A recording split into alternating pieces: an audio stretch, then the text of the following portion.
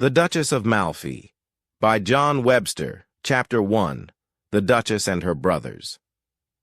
In a land far away there was a beautiful and powerful woman named the Duchess of Malfi. She lived in a grand palace and ruled over her lands with kindness and wisdom. The Duchess was young, strong, and very independent. But she had two brothers who watched her closely, Ferdinand and the Cardinal. Ferdinand was the Duke of Calabria, and he was a fierce and angry man. He loved his sister, but he also wanted to control her. The Cardinal, on the other hand, was a clever and sneaky man. He was a church leader, but he cared more about power than about God. Together, Ferdinand and the Cardinal made a plan. They decided that their sister, the Duchess, should never marry again. The reason for this was simple. They wanted to keep her wealth and power for themselves. When the Duchess became a widow, she inherited all of her husband's money and lands. If she remarried, her new husband might take control of everything. So Ferdinand and the Cardinal warned her not to marry anyone. "You are a widow now," Ferdinand said sharply. "Do not think about marrying again. It would bring shame to our family." The Duchess listened quietly, but inside she felt angry. "They have no right to tell me what to do," she thought. "I am my own person, and I will decide my own future." Despite her brother's warnings, the Duchess had already fallen in love with a man named Antonio. Antonio was very different from the Duchess. He was not rich or noble. He was just a steward, a servant who managed her household. But he was honest, kind, and hardworking. The Duchess admired him deeply, and she knew he would make a good husband. One night, when everyone was asleep, the Duchess called Antonio to her private room. She looked at him and said softly, "Antonio, I love you. Will you marry me?" Antonio was surprised. "Your Grace," he said, "I am not worthy of you. Your brothers would never approve." The Duchess smiled. "I do not care what they think," she said firmly. "I want to be with you, no matter what happens." Antonio could see that the Duchess was serious, so he agreed. They decided to keep their marriage a secret. With the help of a loyal servant named Cariola, they held a quiet ceremony in the Duchess's room. No one else knew about it, not even the servants or the courtiers. For a while, everything went well. The Duchess and Antonio were happy together, and soon they had a baby boy. The Duchess was thrilled to be a mother again, but she knew she had to be careful. If her brothers found out about the baby, they would realize she had married someone. 2. Protect her secret, the Duchess pretended that the baby belonged to one of her servants. She gave the child to Cariola to raise in secret. This worked for a time, but the Duchess knew it was only a matter of time before her brothers grew suspicious. Meanwhile, Ferdinand and the Cardinal were growing restless. They had spies everywhere, watching the Duchess's every move. One day, Ferdinand decided to visit her in person. He wanted to see if she was following his orders. When Ferdinand arrived at the palace, he stormed into the Duchess's room. "Why are you acting so strangely?" he demanded. "Are you hiding something from me?" The Duchess stayed calm. "No, brother," she said. "I am just busy taking care of my lands and my people." Ferdinand didn't believe her. He looked around the room searching for clues, but he found nothing. Still, he couldn't shake the feeling that something was wrong. "I will be watching you," he said coldly. "Do not forget your promise." After Ferdinand left, the Duchess felt worried. She knew her brothers would stop at nothing to control her. "What should we do?" she asked Antonio. Antonio thought for a moment. "We must leave this place," he said. "If we stay here, your brothers will find out about us. We need to go somewhere safe." The Duchess agreed. That night, she and Antonio packed their things and fled the palace with their baby. They traveled far away, hoping to start a new life together. For a while, they lived happily, raising their family in peace. But Ferdinand and the cardinal were not so easily fooled. They sent spies to search for the Duchess, determined to bring her back. One of these spies was a cruel and greedy man named Bosola. Bosola worked as a servant in the Duchess's household, but he was secretly loyal to her brothers.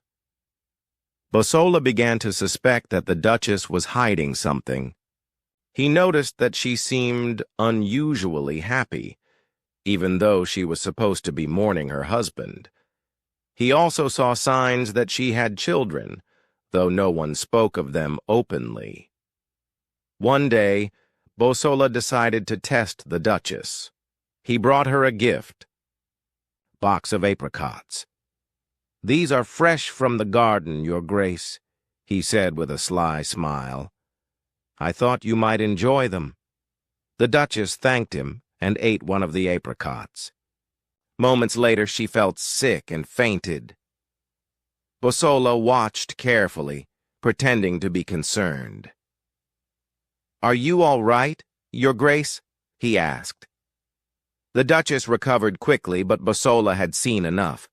He was certain now that she was pregnant. He sent a message to Ferdinand and the cardinal, telling them what he had discovered. When Ferdinand received the news, he was furious. "She has betrayed me," he shouted. "I will punish her for this." The cardinal nodded. "We must act quickly," he said. "We cannot let her get away with this." Together, they made a plan to capture the Duchess and bring her back to Malfi. They hired soldiers and set out to find her, determined to make her pay for her disobedience. Little did the Duchess know danger was closing in. Would she and Antonio be able to escape, or would her brothers catch up to them and destroy their happiness? Chapter 2. The Duchess is caught. The Duchess and Antonio lived quietly in their new home, far from Malfi. They were happy together, raising their children and trying to forget about the dangers they had left behind. But their peace did not last long. Ferdinand and the cardinal were determined to find them, and Bosola, the sneaky servant, was helping them every step of the way. One day, while the Duchess was playing with her children in the garden, she noticed something strange. A group of soldiers was approaching their house. At first, she thought they might be travelers passing through, but then she saw Bosola leading them. Her heart sank. "They have found us," she whispered to Antonio. Antonio felt a wave of fear. "What should we do?" he asked. "We cannot fight them." The Duchess took a deep breath and tried to stay calm. "Take the children and hide," she said firmly. "I will face them alone." Antonio hesitated. "No," he said. "I will not leave you. We are in this together." But the Duchess shook her head. "You must protect our children," she insisted. "If anything happens to me, promise me you will keep them safe." Reluctantly, Antonio agreed. He gathered the children and fled into the woods, leaving the Duchess behind to face her brother's wrath. When the soldiers arrived, Bosola stepped forward and bowed.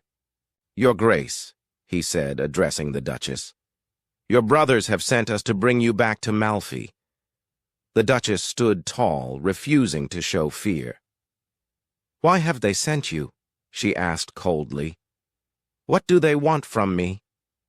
Bosola smirked. "They know about your secret marriage," he said, "and they know about your children. You have betrayed them, and now you must pay the price." The Duchess felt anger rising inside her. "I have betrayed no one," she said firmly. "I married the man I love, and I am raising my children with honor. My brothers have no right to judge me." But Bosola didn't care about her words. He signaled to the soldiers, who grabbed the Duchess and tied her hands. "Come with us," he said. "Your brothers are waiting." The Duchess was taken back to Malfi, where Ferdinand and the Cardinal were waiting for her. When she arrived at the palace, Ferdinand greeted her with a cold stare. "So," he said, "you disobeyed me. You married a lowly steward and brought shame to our family." The Duchess looked at him with sadness in her eyes. "I did nothing wrong," she said softly. "I followed my heart. Is that such a crime?" Ferdinand's face twisted with rage. "Yes," he shouted. "It is a crime to defy me. You are my sister, and you belong to me. How dare you act as if you are free?" The Cardinal stepped forward, his voice calm but cruel. "This is not just about family honor," he said. "You have stolen what belongs to us, your wealth and your lands. By marrying Antonio, you have given them to someone else." The Duchess shook her head. "My wealth is mine to give," she said, "and I gave it to the man I love. You cannot take that away from me." Ferdinand clenched his fists. "We will see about that," he growled. Then he turned to Bosola. "Take her to the dungeons," he ordered. "She will stay there until she learns her place." Bosola obeyed, dragging the Duchess away. She was locked in a dark, damp cell where she could hear nothing but the sound of dripping water. It was a lonely and frightening place, but the Duchess refused to give up hope. "Antonio will come for me," she thought. "He will save me." Meanwhile, Antonio and the children were hiding in the forest. They had escaped the soldiers, but they knew they were not safe. Antonio felt torn between staying hidden and going back to rescue the Duchess. "I cannot abandon her," he said to himself. "But if I go back, they will kill me, and my children will be left alone." As he struggled with his decision, a messenger arrived. It was Delio, an old friend of Antonio's who had heard about the Duchess's capture. "Antonio," Delio said urgently, "you must leave this place. Ferdinand and the Cardinal are searching everywhere for you. If they find you, they will kill you." Antonio sighed. "But what about the Duchess?" he asked. "I cannot leave her to suffer." Delio placed a hand on his shoulder. "You cannot save her if you are dead," he said. "You must think of your children. Take them somewhere far away where Ferdinand and the Cardinal cannot reach you. Once you are safe, you can plan how to rescue her." Antonio knew Delio was right, but it was hard to leave the Duchess behind. Still, he had no choice. He gathered the children and set out on a journey to a distant land, hoping to find safety and a way to help the Duchess. Back in Malfi, Ferdinand and the Cardinal decided to punish the Duchess for her defiance. They wanted to break her spirit and make her regret her choices. To do this, they came up with a cruel plan. Bosola was tasked with carrying it out. One night, Bosola entered the Duchess's cell carrying a lamp. "Your brothers have sent me," he said. "They want you to see something." The Duchess looked at him suspiciously. "What is it?" she asked. Bosola held up the lamp, revealing a group of figures standing in the shadows. "Look closely," he said. "Do you recognize them?" The Duchess squinted and saw that the figures were dressed in white robes. At first, she thought they might be ghosts, but then she realized they were actors hired by her brothers. Bosola nodded to them, and they began to move closer. "These are your children," Bosola said coldly. "They are dead." The Duchess gasped. tears filling her eyes. "No," she cried. "That is not true." But Bosola continued. "Your brothers killed them," he said. "They wanted you to know what happens when you disobey them." The Duchess fell to her knees, overwhelmed with grief. She believed Bosola's lie and thought her children were gone forever.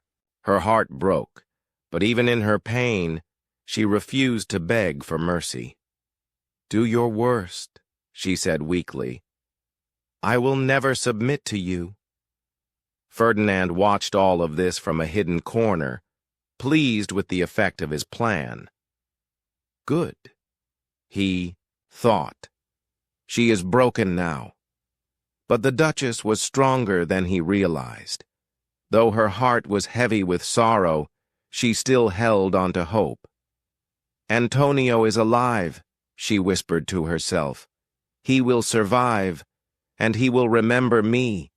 The next morning, Ferdinand visited the Duchess in her cell. He expected her to beg for forgiveness, but instead, she looked at him with calm defiance. "You have taken everything from me," she said, "but you cannot take my soul." Ferdinand frowned. "You are stubborn," he said, "but soon you will learn to obey me." With that, he left the cell, leaving the Duchess alone once more. Little did he know his cruelty would only make her stronger. What would happen next?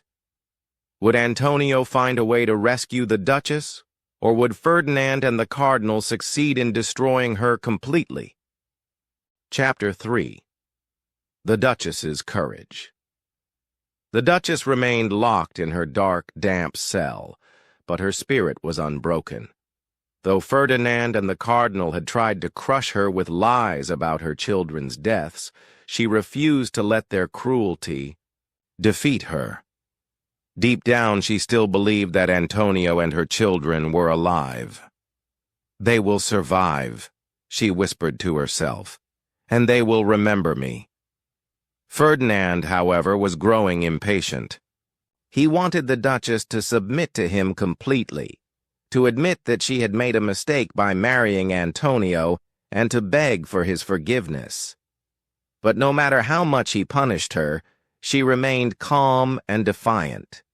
This frustrated him more than anything else. One day, Ferdinand decided to visit her again.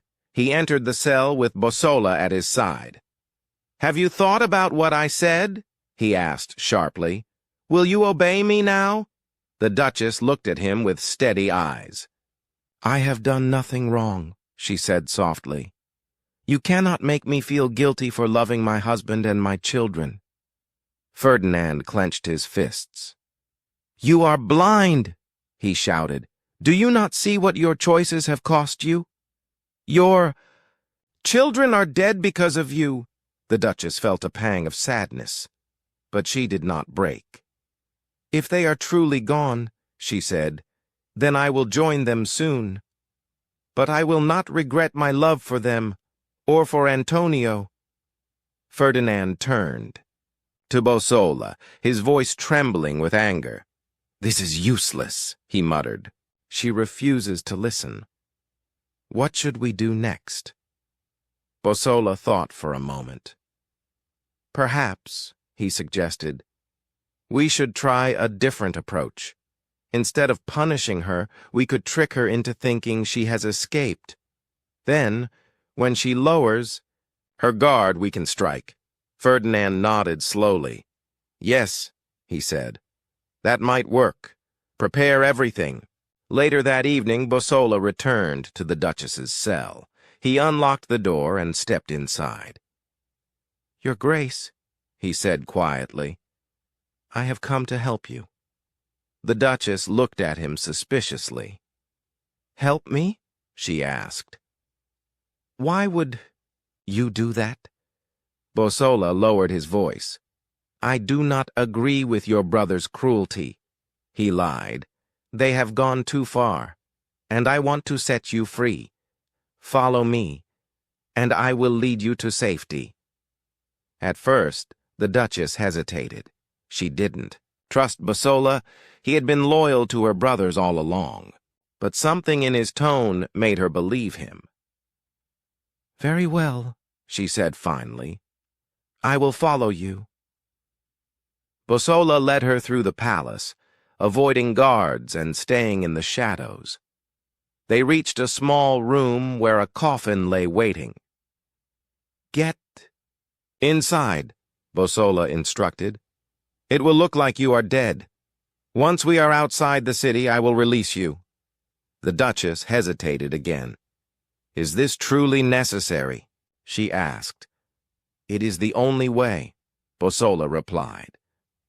"Trust me."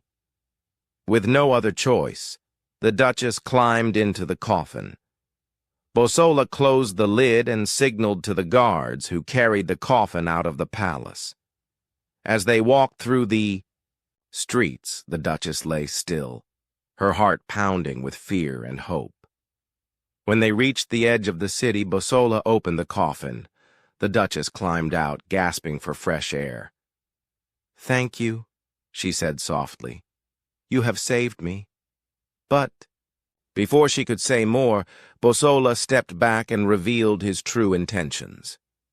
"I am sorry, Your Grace," he said coldly. "This is where your journey ends." Before the Duchess could react, a group of soldiers appeared, surrounding her. Ferdinand and the Cardinal stepped forward, their faces twisted with triumph. "You thought you could escape us," Ferdinand said. "But you were wrong." The Duchess stood tall, refusing to show fear. "Do what you will," she said. "You cannot take my dignity." Ferdinand signaled to the soldiers, and they grabbed the Duchess once more. She was taken to a hidden chamber deep within the palace. There, Ferdinand and the Cardinal prepared for their final act of cruelty. They planned to kill her. Meanwhile, Antonio and the children were safe in a distant land. Antonio struggled every day with guilt and grief. He missed the Duchess deeply and worried about what might have happened to her. "I should have stayed," he told Delio. "I should have fought for her." Delio tried to comfort him. "You did what you had to do," he said. "You protected your children. Now you must focus on keeping them safe." But Antonio couldn't stop thinking about the Duchess. He knew he had to find a way to rescue her, or at least learn the truth about her fate. One night he made a decision. "I will return to Malfi," he said firmly. "I will discover what has happened to her, and if she is still alive, I will save her." Delio tried to dissuade him. "It is too dangerous," he warned. "Ferdinand and the Cardinal will kill you if they catch you." Antonio shook his head. "I do not care," he said. "I cannot abandon her. She needs me." With that, Antonio began his journey back to Malfi.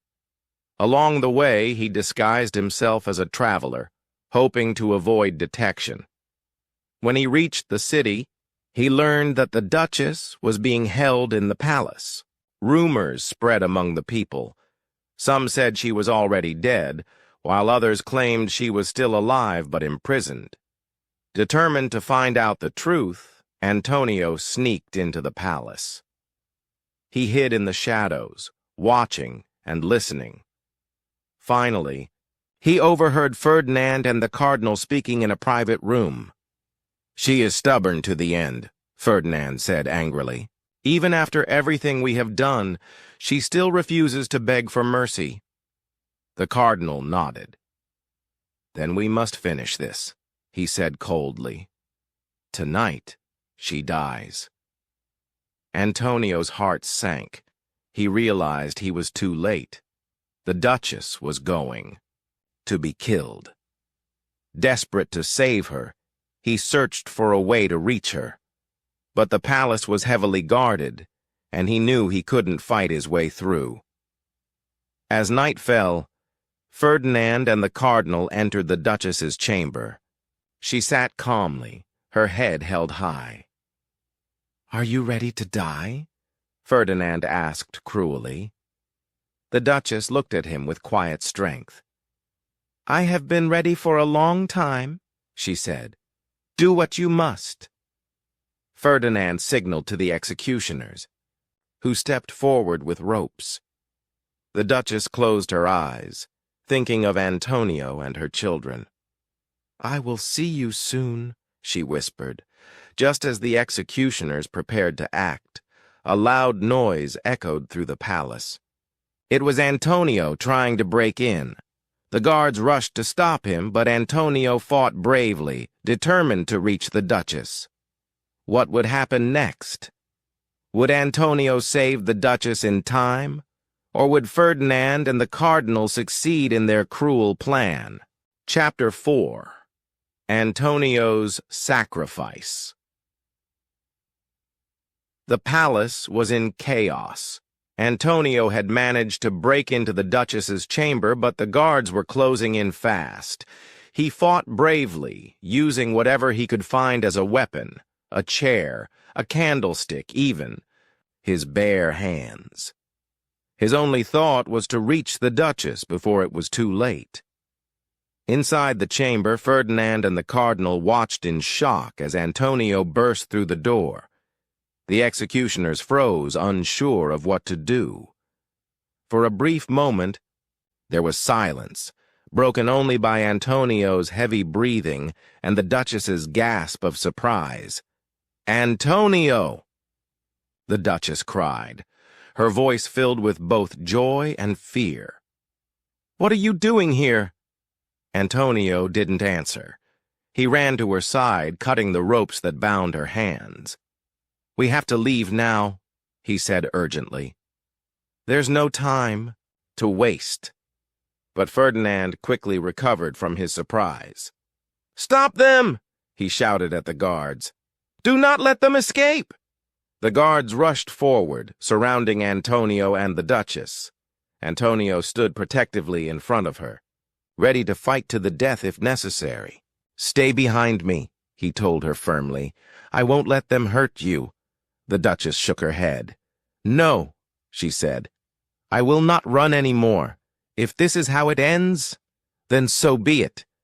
Antonio turned to look at her, his eyes filled with desperation. "Please," he begged. "Think of our children. They need you. I need you." For a moment, the Duchess hesitated. She wanted to live for Antonio, for her children, for the future they had dreamed of. But she also knew that escaping was impossible. There were too many guards, and Ferdinand would never stop hunting them. "Antonio," she said softly, "you must go. Save yourself. Tell our children that I loved them." Before Antonio could respond, the guards grabbed him. He struggled fiercely, but there were too many of them. They pulled him away from the Duchess, leaving her alone with Ferdinand and the Cardinal. Ferdinand stepped forward, his face twisted with anger. "You should have stayed away," he spat at Antonio. "Now you will die alongside her." Antonio glared at him. "You can kill me," he said defiantly, "but you cannot destroy love. The Duchess and I will always be together, in spirit, if not in life." Ferdinand ignored him and turned to the Duchess. "This is your fault," he said coldly. "If you had obeyed me, none of this would have happened." The Duchess looked at him with calm defiance. "You may take my life," she said, "but you will never take my soul. I am free, and nothing you do can change that." Ferdinand signaled to the executioners, who moved toward the Duchess once more. Antonio screamed, struggling against the guards. "No, leave her alone!" he shouted. But his cries went unanswered. The executioners carried out their grim task, and the Duchess fell silent. Antonio collapsed to his knees, tears streaming down his face. "I failed you," he whispered. "I'm so sorry." Ferdinand watched with satisfaction, but the Cardinal seemed uneasy. "It is done," the cardinal said quietly. "Let us leave this place." As they walked away, Bosola appeared, his expression troubled. He had witnessed everything: the Duchess's courage, Antonio's love, and Ferdinand's cruelty. For the first time, he felt guilt for his role in the tragedy. "What have we done?" he muttered to himself. Ferdinand overheard him and snapped, "Do not question me, Bosola." This was necessary. Bosola nodded silently, but inside, he was beginning to doubt. He realized that Ferdinand and the cardinal's obsession with power had destroyed innocent lives. Perhaps, he thought, it is time to make things right. Meanwhile, Antonio was dragged to a dungeon cell. The guards threw him inside and locked the door. He sat on the cold floor, overwhelmed with grief. "She is gone," he whispered, "and I couldn't save her." Hours passed, and Antonio began to lose hope. He knew Ferdinand would not spare him. He would die soon, just like the Duchess. But as he sat in the darkness, a strange sound caught his attention. It was faint at first, like footsteps echoing in the distance. Then a voice called out softly, "Antonio?" Antonio froze. He recognized the voice. It belonged to Delio, his loyal friend. "Delio?" he whispered. "Is that you?" "Yes," Delio replied. "I've come to help you escape." "How did you find me?" Antonio asked, his voice trembling. "I followed you," Delio explained. "When I saw the guards dragging you into the palace, I knew I had to act. Come quickly, we don't have much time." With Delio's help, Antonio broke free from the dungeon. They crept through the shadows, avoiding guards and staying hidden. When they reached the edge of the palace grounds, Delio handed Antonio a horse. "Go," he urged. "Find safety and raise your children. Do not let the Duchess's sacrifice be in vain." Antonio hesitated. "What about you?" he asked. "They will punish you if they catch you." Delio smiled sadly. "I'll be fine," he said. "Just promise me you'll survive. For her." Antonio nodded, tears in his eyes. "Thank you," he said. "I will never forget what you've done." With that, Antonio rode away, heading toward the distant land where his children were waiting. As he traveled, he thought about the Duchess and the life they had shared. Though his heart was broken, he vowed to honor her memory by protecting their children and teaching them about love, courage, and freedom. Back at the palace, Bosola confronted Ferdinand and the cardinal. "You have gone too far," he said angrily. "The Duchess was innocent, and you killed her without mercy." Ferdinand glared at him. "Be careful, Bosola," he warned. "Do not test my patience." But Bosola refused to back down. "I will no longer be your pawn," he declared. "From this day forward, I will seek justice for the Duchess and for Antonio." The cardinal tried to calm the situation. "Enough of this nonsense," he said. "We must focus on securing our power." But Bosola was determined. He left the palace, planning to expose Ferdinand and the cardinal's crimes. Little did he know, his actions would set off a chain of events that would lead to their downfall. What would happen next? Would Bosola succeed in bringing justice to the Duchess and Antonio? Or would Ferdinand and the cardinal's cruelty continue unchecked? Chapter 5. Justice and Revenge. After leaving the palace, Bosola was filled with anger and guilt. He had served Ferdinand and the cardinal for years, carrying out their cruel orders without question. But now he could no longer ignore the weight of his actions. The Duchess's courage in the face of death haunted him, and Antonio's love for her reminded him of what true loyalty looked like. "I have been a fool," Bosola muttered to himself as he wandered through the streets of Malfi. "I helped them destroy an innocent woman, a woman who deserved freedom, not chains." Bosola knew he couldn't undo the past, but he vowed to make things right. He decided to expose Ferdinand and the Cardinal's crimes to the people of Malfi. If the truth came out, perhaps justice could be served, not just for the Duchess, but for everyone who had suffered under their rule. But Bosola also knew that Ferdinand and the Cardinal would stop at nothing to protect themselves. They were powerful and ruthless, and anyone who crossed them risked their life. Still, Bosola was determined. "If I die," he thought, "at least I will die fighting for something worthwhile." Meanwhile, Ferdinand and the Cardinal were growing uneasy.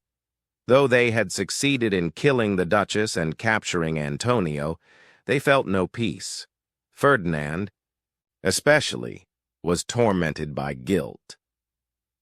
He tried to convince himself that he had done the right thing, that the Duchess had brought her fate upon herself, but deep down he couldn't escape the image of her calm defiance.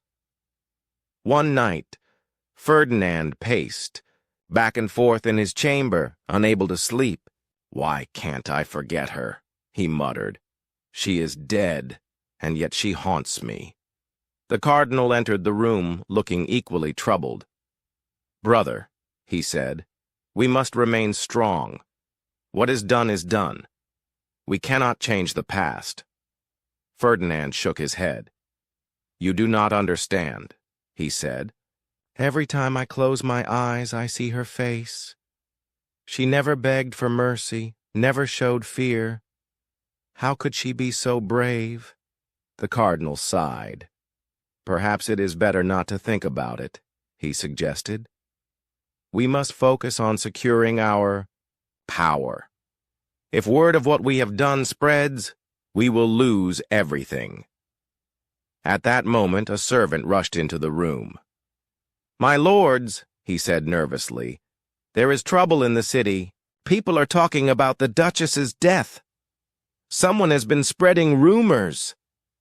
Ferdinand's eyes widened with panic. "Who dares to speak against us?"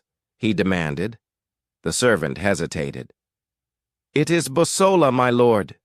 He claims you murdered the Duchess and Antonio unjustly." Ferdinand clenched his fists. "That traitor!" he shouted.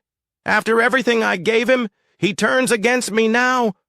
The Cardinal remained calm, though his voice was cold. "We must deal with him quickly," he said. "Send guards to arrest him and anyone else who supports him. Silence these rumors before they spread further."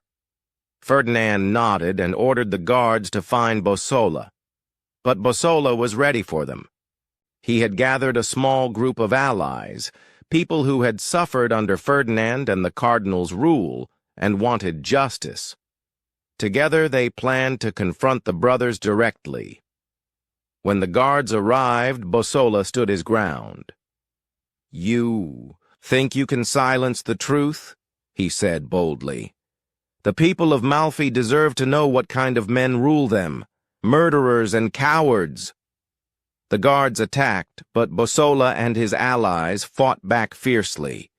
In the chaos, several guards were killed, and Bosola managed to escape. He fled to the palace, knowing that Ferdinand and the Cardinal would be hiding there. "This ends tonight," he vowed. Inside the palace, Ferdinand and the Cardinal prepared for Bosola's arrival. They armed themselves and locked the doors, hoping to defend their stronghold.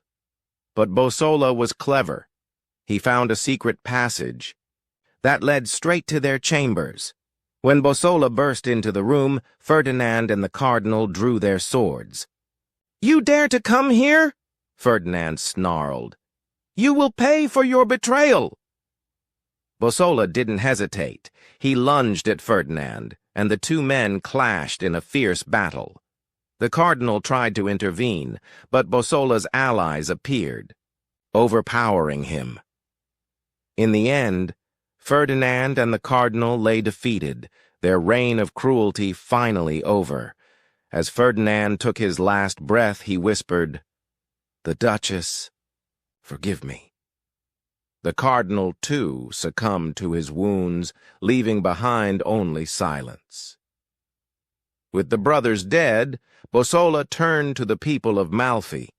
He told them the truth about the Duchess's murder and Antonio's sacrifice. The crowd listened, in shock and outrage. "We will not let such evil go unpunished," one man declared. "The Duchess was a good ruler, and she deserves to be remembered." In the days that followed, the people of Malfi worked to rebuild their city.